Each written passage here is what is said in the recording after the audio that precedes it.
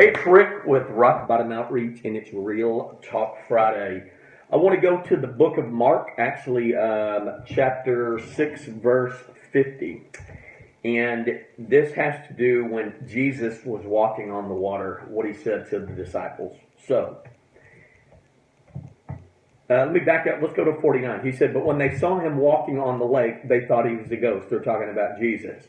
"They cried out because they all saw him and were terrified. Immediately he spoke to them and he said, 'Take courage. It is I. Don't be afraid.' Then he climbed into the boat with them, and the wind died down. They were completely amazed, for they had not understood about the loaves. Their hearts were hardened." So we're talking about fear. And so immediately when you hear that, what comes to mind when he says, "Don't be afraid"?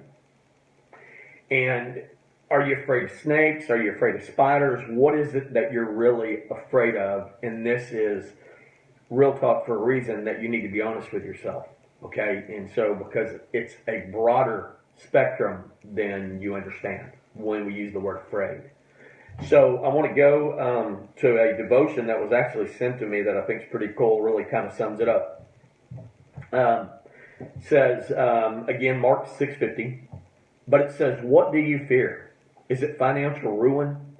Is it loneliness, pain, poor health, or the collapse of your family?